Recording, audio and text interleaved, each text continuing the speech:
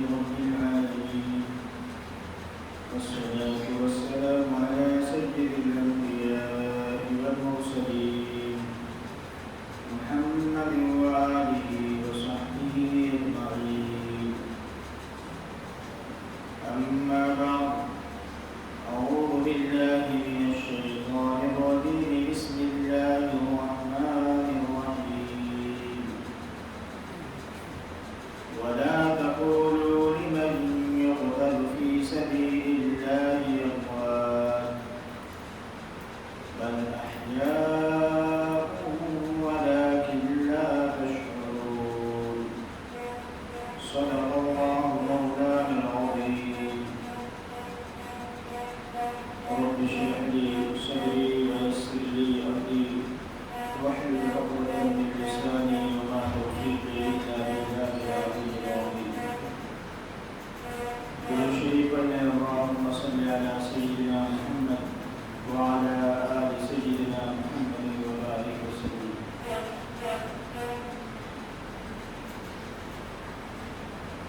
عزیزان گرامی دینی اور ایمانی بھائیوں، یہ محرم الحرام کا بابرکت اور عظیم الشان مہینہ چل رہا ہے.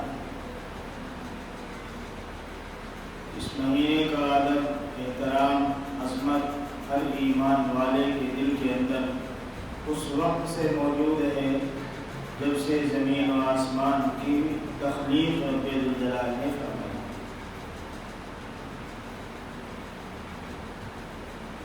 پھر اس کے بعد زمانے کے گرد و پیش اور گردش ایام کی وجہ سے اس کے اندر دو اہم واقعے پیش ہوئے ہیں جن کا تذکرہ تفصیل کے ساتھ آپ حضرات کے سامنے گزر رہا ہے. پہلے محرم الحرام کو سیدنا عمر بن خطاب رضی اللہ تعالیٰ عنہ کی شہادت کا واقعہ پیش آیا. تفسیر اور بڑا حضرات نے ملاحظہ فرمایا. آج کے بیان کا موضوع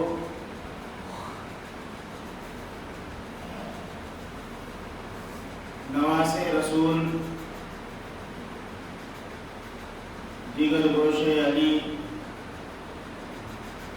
فاطمہ الزہرا رضی اللہ تعالی عنہ کی لال کا تذکرہ آپ حضرات کے سامنے ہے. عام طور پہ واقع کربلا کو لوگ بیان کرتے ہیں. حضرت حسین رضی اللہ تعالیٰ عنہ کی زندگی شروع سے جوانی کے ایام میں، پھر جوانی کے بعد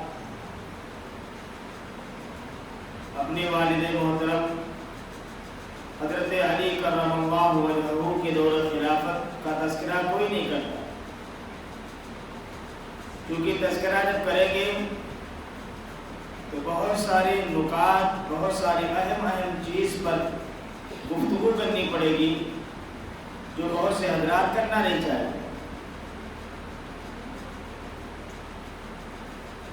اللہ کے نبی صلی اللہ علیہ وسلم کی چہیتی بیٹی حضرت فاطمہ رضی اللہ تعالی عنہ کے لخت جگر حضرت حسن، حضرت حسین اور حضرت محسن، یہ تینوں صاحبزادے. حضرت محسن کا انتقال بچپن ہی میں ہو گیا تھا. حضرت حسن رضی اللہ تعالیٰ کے بارے میں آپ حضرات جانتے ہیں کہ ان کو زہر دے دیا گیا، اور چونکہ اللہ کے نبی صلی اللہ علیہ وسلم نے پیشن گوئی بھی فرمائی تھی کہ اس میرے نواسے کے ذریعے اللہ تبارک و تعالیٰ دو گروہ، دو جماعت کے درمیان بہترین صلح فرمائے، اور وہی ہوا. حضرت امیر معاویہ رضی اللہ تعالیٰ اور حضرت علی رضی اللہ عنہ کے درمیان جب اختلاف ہوا تو حضرت حسن رضی اللہ تعالیٰ بڑے دور اندیشی کے ساتھ آپ نے صلح فرمائی. اس کے بعد تقریباً 22-23 سال کا عرصہ گزرا ہے حضرت امیر معاویہ رضی اللہ عنہ کے دور خلافت کا. اس کے اندر کوئی فساد. پھر آخر میں وہ واقعہ پیش آیا، زہر دے دیا گیا۔ اس کے بعد حضرت حسین رضی اللہ عنہ کا زمانہ جب آتا ہے، اور چونکہ اللہ کے نبی صلی اللہ علیہ وسلم کی وہ حدیث آپ کے سامنے موجود ہے، سنتے رہتے ہیں بارہا کہ آپ صلی اللہ علیہ وسلم ایک مرتبہ حجر عائشہ میں تشریف فرما تھے، آپ کے نواسے تشریف لائے حضرت حسن اور حضرت حسین۔ اللہ کے نبی صلی اللہ علیہ وسلم نے اشارہ کیا کہ عائشہ تم باہر ہو جاؤ۔ آپ صلی اللہ علیہ وسلم اپنے نواسوں کے ساتھ حجرے کے اندر، دروازہ بند ہے، کافی دیر تک بیٹھے۔ اسی درمیان میں کہ اللہ کے نبی صلی اللہ علیہ وسلم کے رونے کی آواز ہے کہ آپ صلی اللہ علیہ وسلم زاروں قطار رو رہے ہیں اور گھر کے باہر بھی آواز آ رہی۔ اما عائشہ صدیقہ رضی اللہ تعالی عنہا سے رہا نہ گیا، دروازے پر دستک دی۔ اللہ کے نبی صلی اللہ علیہ وسلم نے دروازہ کھولا، دیکھا کہ اللہ کے نبی صلی اللہ علیہ وسلم اپنے دونوں نواسوں سے لپٹے ہوئے، سینے سے لگائے ہوئے زار و قطار ہو گئے۔ اما عائشہ رضی اللہ تعالی عنہا نے حالات دریافت کی، کیا وجہ ہے؟ کوئی بیماری نہیں، کوئی پریشانی نہیں، کوئی تکلیف نہیں، آپ زار و قطار ہو رہے۔ تو اس وقت اللہ کے نبی صلی اللہ علیہ وسلم نے وہ جملے کہے تھے کہ عائشہ تمہیں معلوم ہے ان دونوں میرے شہزادوں کو میری ہی قوم، میرے ہی متبعین، مجھے ماننے والے لوگ قتل کرتے ہیں، اور مجھے اس جگہ کی مٹی بھی دکھائی گئی جہاں میرے نواسوں کا خون بہایا جائے۔ اللہ کے نبی صلی اللہ علیہ وسلم نے چونکہ پیشن گوئی بھی کر دی تھی۔ بہرحال آپ حضرات سنتے رہتے ہیں، بہت سے لوگ بیان کرتے ہیں کہ اللہ کے نبی صلی اللہ علیہ وسلم بہت چاہتے تھے، یقیناً چاہتے تھے، بہت زیادہ محبت کرتے تھے۔ ایک موقع پر اللہ کے نبی صلی اللہ علیہ وسلم خطبہ دے رہے جمعہ کے اندر، آپ کے نواسے حضرت حسن حسین تشریف لائے، کھیل رہے تھے۔ آپ نے دیکھا خطبہ بند کر دیا، ممبر سے اترے اور نواسوں کو لا کر کے ممبر پر بٹھایا، پھر خطبہ دینا شروع کیا۔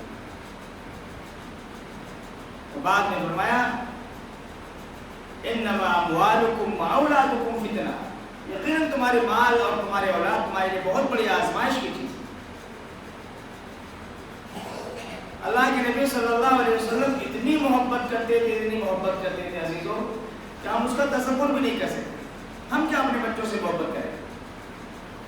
اللہ کے نبی صلی اللہ علیہ وسلم نماز کے اندر، بچوں کو کیا معلوم نماز کیا ہوتی؟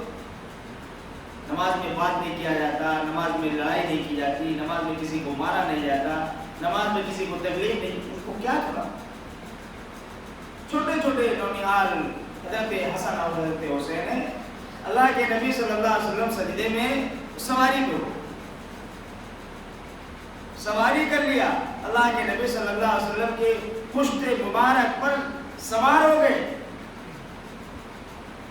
آقا نے اپنے سجدے کو لمبا کر دیا، کس وجہ سے؟ کہ کہیں میرے نواسوں کو تکلیف نہ ہو، گر نہ پڑے۔ غایت درجے محبت تھی اللہ کے نبی صلی اللہ علیہ وسلم کو اپنے نواسوں سے۔ ایک موقع پہ آپ صلی اللہ علیہ وسلم نے ارشاد فرمایا تھا حسین منی وانا من حسین، کہ حسین مجھ سے ہے، میں حسین سے۔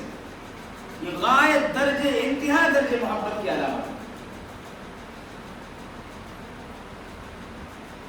تو عزیز و عرض یہ کر رہا تھا کہ آج بہت سارے لوگ اہل بیت سے محبت کے دعوے کرتے ہیں اور کہتے ہیں ہم حسینی،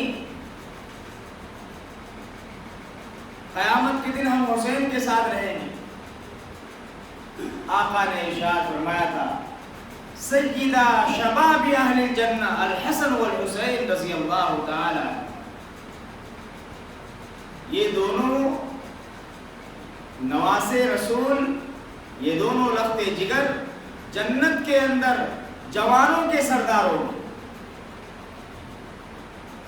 اور آپ صلی اللہ علیہ وسلم نے ارشاد فرمایا جو زیادہ عمر والے ہیں ان کے سردار حضرت ابو بکر، حضرت عمر فاروق رضی اللہ عنہ۔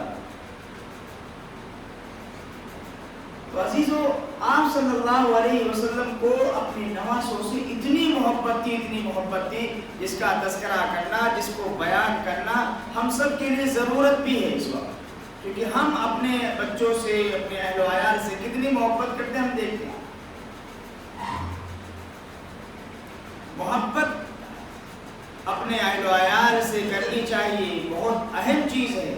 آج بچوں کو اپنے ماں باپ کی محبت ہی نہیں مل رہی، یہی وجہ ہے کہ ان کو تربیت مل ہی نہیں پاتی ہے کہ ہمیں کس کے ساتھ کیسا برتاؤ کرنا ہے۔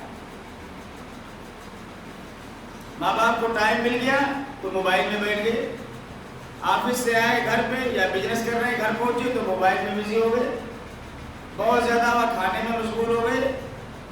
ہم نے اپنے بچوں کو ٹائم دیا ہی نہیں۔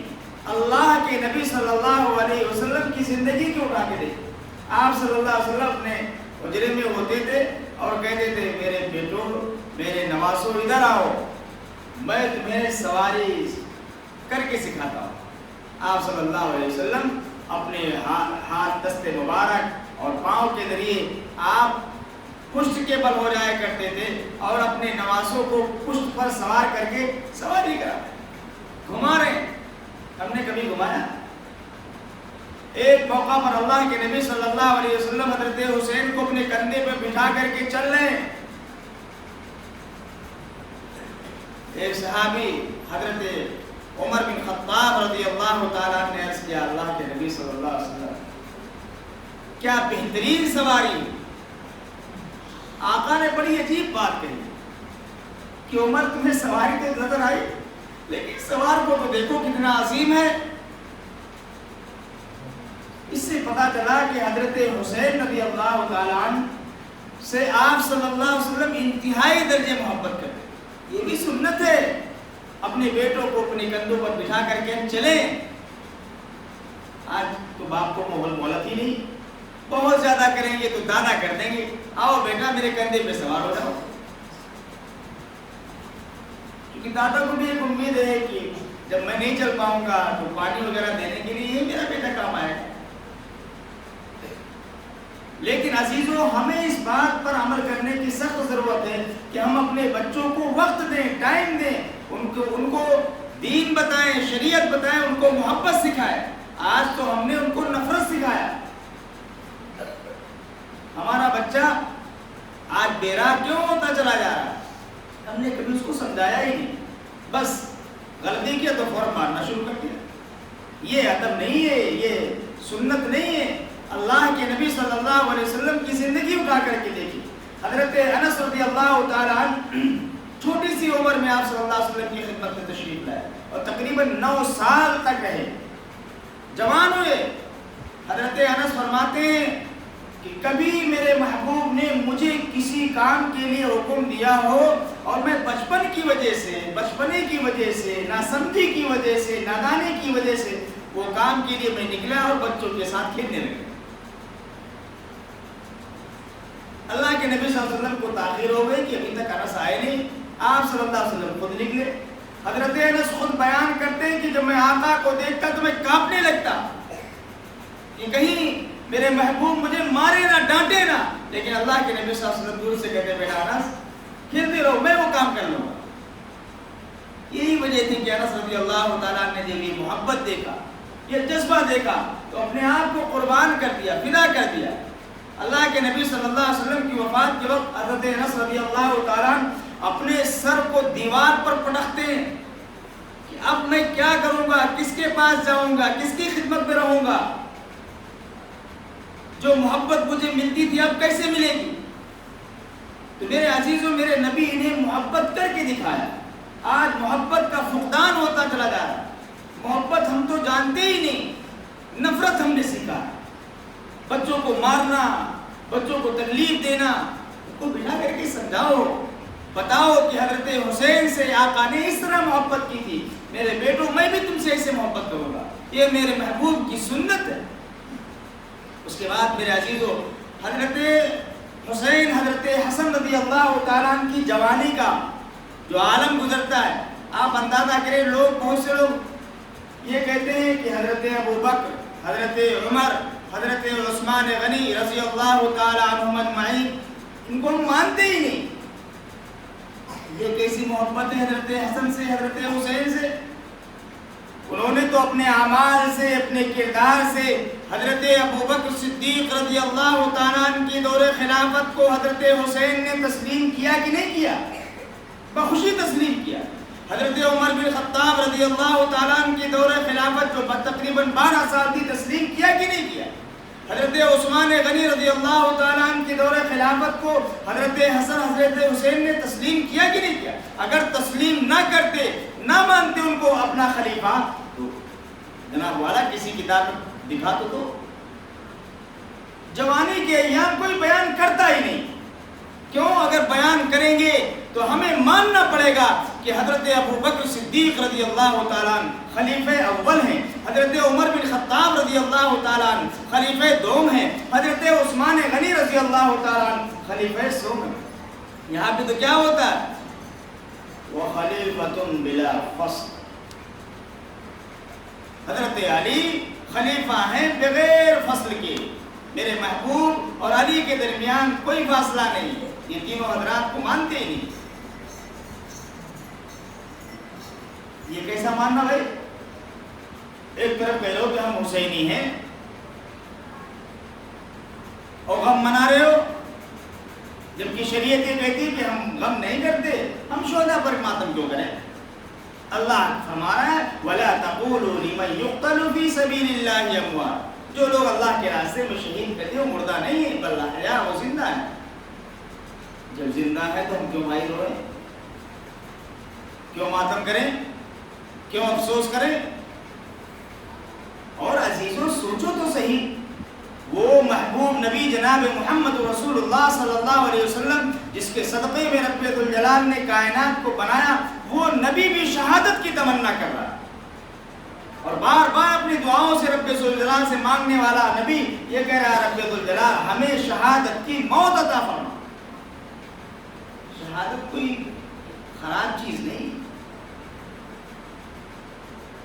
کوئی بری چیز نہیں ہے، بہت اچھی چیز ہے شہادت. اور آج آپ دیکھیں معاشرے کے اندر کیسے خرافات. یہ ناسمجھی کی بات ہے کہ حضرت حسین کو مانتے ہو اور ان کے اعمال، ان کے کردار، ان کے کریکٹر کو چھوڑ دے. جیسے آپ حضرات نے سنا ہوگا، نعرہ جب لگانے والا لگاتا ہے تو کہتا ہے کہ غوث کا دامن نہیں چھوڑے. اور اسے پوچھی کہ آپ نے پکڑا ہے غوث کا دامن؟ پکڑا بھی ہے؟ میاں پکڑا ہوتا تو کہتے کہ ہاں بھائی چھوڑنا نہیں، تم نے پکڑا ہی کہاں؟ غوث کے بارے میں تمہیں پتا بھی ہے کہ وہ کتنے بڑے عاشق رسول تھے؟ کیا انہوں نے محبت کی تھی؟ کیا ان کے دل کے اندر جذبات تھے؟ ایک مرتبہ وضو کر رہے تھے، دوران وضو انگلیوں کا خلاف بھول گئے، آواز آئی، آقا ارشاد فرما رہے ہیں کہ غوث تم مجھ سے محبت کا دعویٰ کر رہے ہو اور میرے طریقے کو چھوڑ رہے ہو. 3 دن تک صبح سے لے کر کے شام تک، شام سے لے کر کے صبح تک روتے رہے، کسی سے بات چیت نہیں، نہ کھانا نہ پینا نہ سونا. اور ہم کیا کر رہے ہیں؟ غوث کا دامن نہیں چھوڑیں گے. یہ عجیب جملہ ہے. ہمیں لگ رہا ہے یہ غوث نہیں کہتے بلکہ کہتے گوشت کا دامن نہیں چھوڑے. یقین رہا مسلمان گوشت کا دامن تو چھوڑے گا ہی. کسی صاحب نے کہا بھائی نماز پڑھتے ہو؟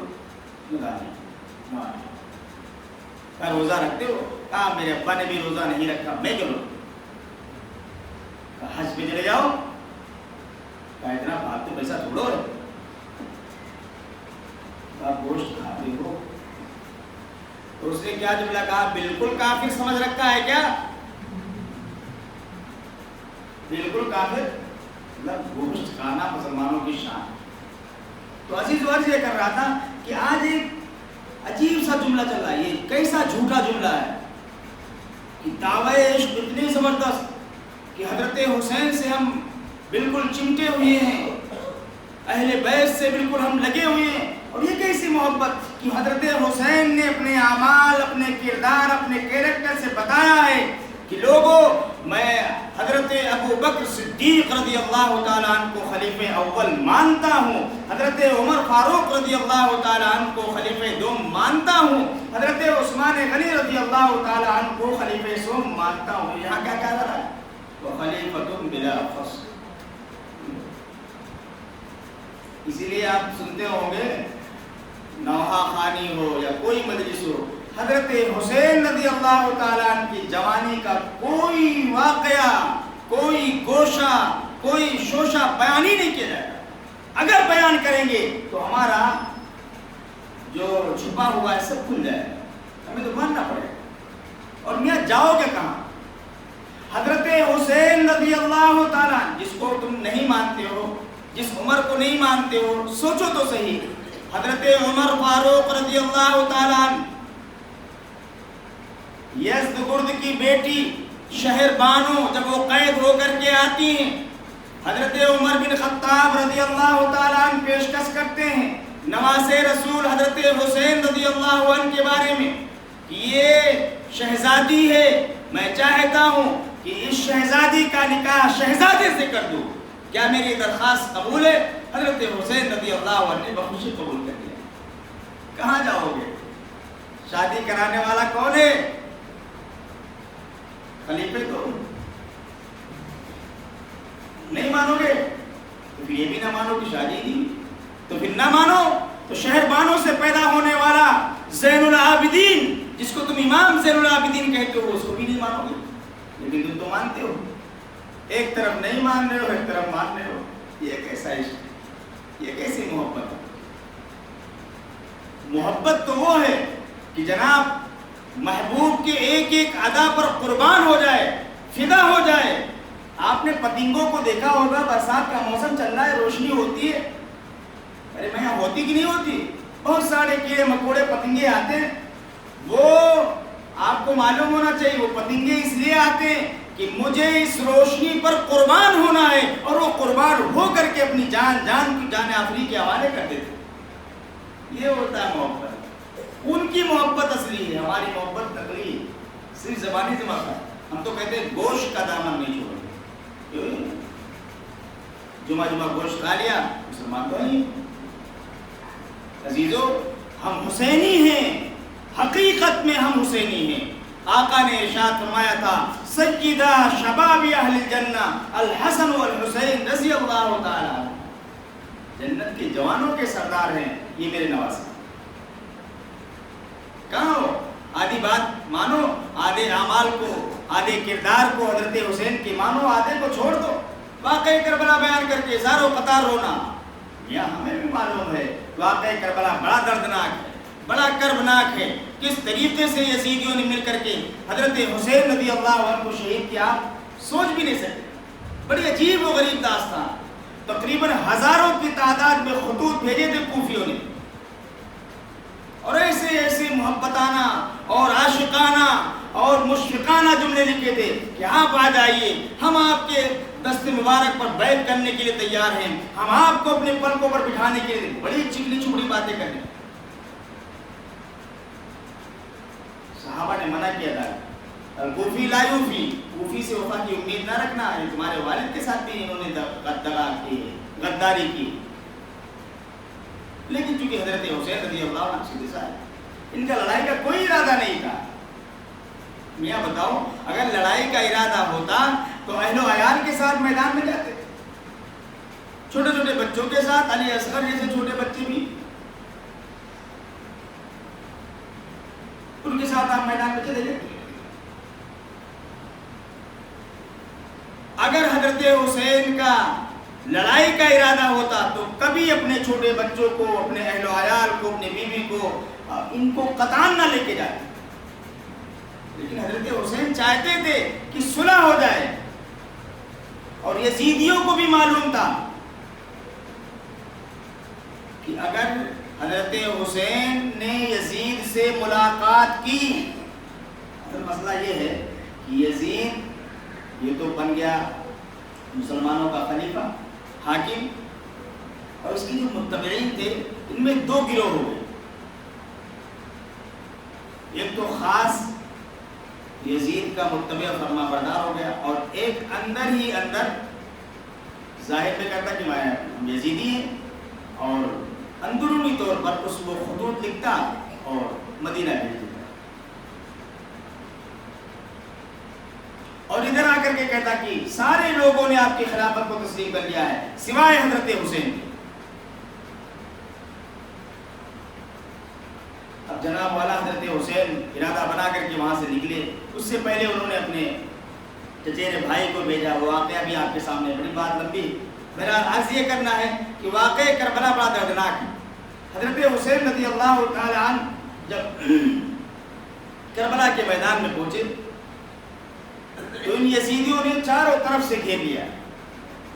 حضرت حسین رضی اللہ عنہ نے کہا بھائی ہم یزید کے پاس جانا چاہتے ہیں، اس سے ہمیں بات کرنی ہے، اگر ہماری باتوں کو مان لے گا ہم اس کے ہاتھ پر بیعت کر لیں گے، اور نہیں مانے گا تو واپس چلے جائیں گے۔ تو ان یزیدیوں نے کہا، ان کوفیوں نے کہا کہ جناب ہم یہاں سے آپ کو یزید کے پاس بھی نہیں جانے دیں گے۔ حضرت حسین نے دوسری شرط پیش کی کہ ہمیں مدینہ جانے دیا جائے، کہا یہ بھی نہیں ہو سکتا۔ حضرت حسین رضی اللہ عنہ نے تیسری پیشکش کی کہ ہمیں مشرق کی طرف بیت المقدس کی طرف جانے دیا جائے،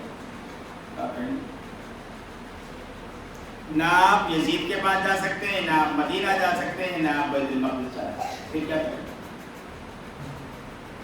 حضرت حسین رضی اللہ عنہ مجبور، یہ کیا مانا؟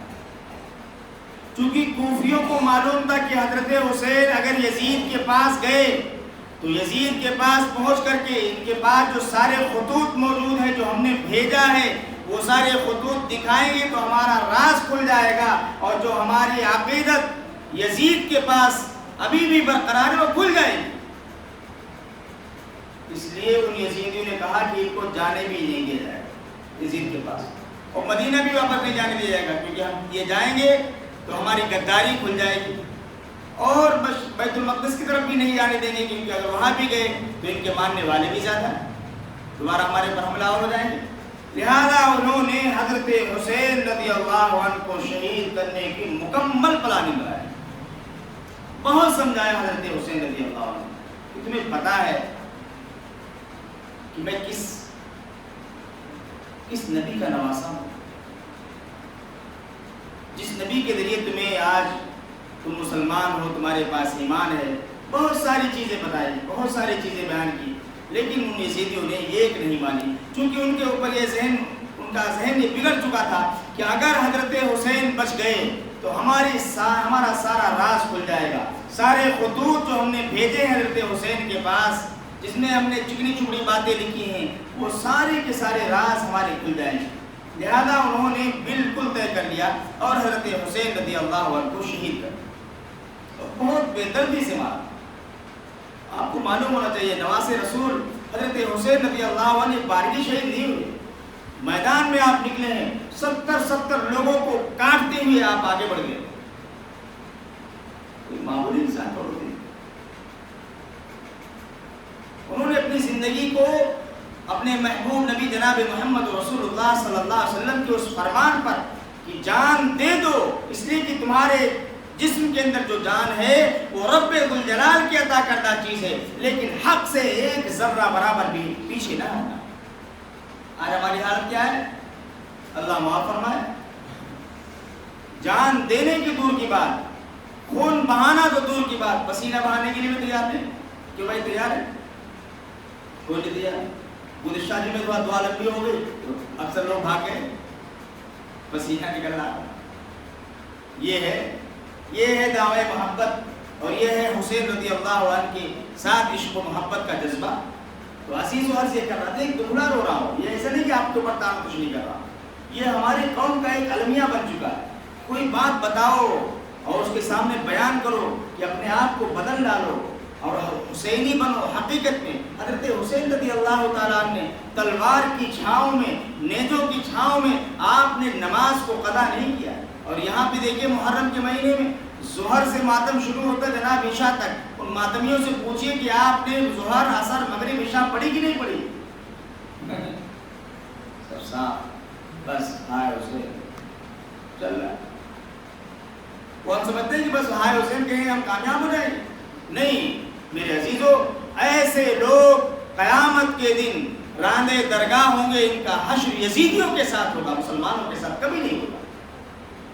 اس لیے کہ انہوں نے صحابہ کرام رضوان اللہ تعالیٰ علیہ مجمعین کے درمیان تفریق کی ہے، اور حضرت حسین کو مانا نہیں ہے، بلکہ حضرت حسین رضی اللہ عنہ کے کردار، آپ کے کیریکٹر کو چھپایا ہے. اور یہ کتمان علم ہے، اور کتمان علم کے بارے میں آپ صلی اللہ علیہ وسلم نے ارشاد فرمایا قیامت کے دن جو انسان حقیقت کو بیان کر کے دنیا میں گیا ہوگا، حقیقت کو چھپا کر کے گیا ہوگا، حقیقت پر پردہ ڈال کر کے جھوٹی باتوں کو بیان کر کے آیا ہوگا، اللہ تبارک و تعالیٰ اس کی آنکھ، کان، ان تمام جگہوں سے شیشہ پگھلا کر کے اللہ تبارک و تعالیٰ ڈالیں گے. کہاں رہو؟ بڑی عجیب و غریب بیان ہوتے ہیں جناب، سارے لوگ ایک بارگی رونے لگتے ہیں. یہ رونا کوئی جی کیوں رو رہے ہو؟ اللہ فرمانے اموات بل احیاء، مردہ نہیں ہے، مردوں پر رویا جاتا ہے. جب وہ زندہ ہے کیوں رو رہے ہو؟ میرا عزیز و عرض یہ کرنا تھا، اور عرض کرنے کا پورا خلاصہ یہ ہے کہ ہم تمامی حضرات حسینی بن کر کے رہیں. جس طریقے سے حضرت حسین رضی اللہ تعالیٰ نے اپنے نانا جان کی دین کی بقا کے لیے اپنی جان قربان کی، اپنے بچوں کو قربان کیا، اپنی بیوی کو بیوہ کیا، ایسے ہی میرے عزیزو ہمیں بھی وہ شوق شہادت اپنے اندر رکھنی ہے، شوق جہاد کا جذبہ اپنے دلوں میں بھرنا ہے. کہیں ایسا نہ ہو. ایک موقع پر آپ صلی اللہ علیہ وسلم نے ارشاد فرمایا جو انسان بغیر جذبے جہاد کی دنیا سے جاتا ہے، ہو سکتا ہے کہ وہ یہودی یا نصرانی ہو کر کے مرا. اس لیے عزیزو ہمیں اپنے دل کے اندر وہ شہادت کا جذبہ ضرور رکھنا ہے. وقت آئے گا تو ہم اپنی جان کو اللہ کی راہ میں قربان بھی کریں گے انشاءاللہ. اور یہ اس وقت ہوگا جب پسینہ بہانے کا جذبہ ہمارے دلوں میں ہوگا. جب پسینہ بہانے کا جذبہ ختم ہے تو خون بہانا تو بڑی دور کی بات ہے. اس لیے میرے جوانوں، خاص طور سے آپ حضرات سے بہت مؤدبانہ درخواست ہے کہ آپ حضرات دھیرے دھیرے اپنے قدم کو بڑھائیے. یعنی نماز شروع کیجیے، نماز کی پابندی کیجیے، روزے کی پابندی کیجیے، زکوٰۃ ادا کیجیے. اللہ تبارک و تعالیٰ کی ذات سے امید ہے کہ مولا ہم تمامی ایمانی بھائیوں کو شہادت کا وہ عظیم مقام بھی دے سکتے ہیں. لیکن اگر ہم نے نماز ہی نہیں پڑھی، اپنے نفس کے خلاف زندگی گزارنا اپنے لیے ناپسند سمجھا، تو بہت دور کی بات ہے کہ یہاں وقت کی قربانی نہیں دے پائے تو جان کی جب قربانی دینے کی باری آئے گی تو کہیں گے ہمیں کھانسی آ رہی ہے، بخار ہے، ہم نہیں جا سکتے. کیوں بھائی ایسا کہا نہیں؟ ماشاءاللہ جب ملاقات کے لیے جائے تو کہتے ہیں کہ ناپاک ہے وہاں صاحب. ناپاکی معلوم کیا ہے؟ پیشاب کیا تھا، پانی نہیں لیا تھا. ایک مسئلہ سن لو، پیشاب کرنے کے بعد اگر کوئی انسان پانی نہیں لیتا ہے تو اس کے اوپر غسل واجب نہیں ہوتا. بغیر غسل کیے ہوئے وہ انسان پاک ہے، اپنا کپڑا بدل لے، اس مقام کو دھل لے، کپڑا پہن کر کے آئے نماز پڑھے. آج ہمارے نوجوانوں نے ایک عجیب جملہ کر دیا کہ ہم ناپاک ہیں. ناپاک نہیں، آپ پاک. اللہ تبارک و تعالیٰ ہماری گزارشات کو قبول فرمائے، عمل کی توفیق عطا فرمائے. وآخر دعوانا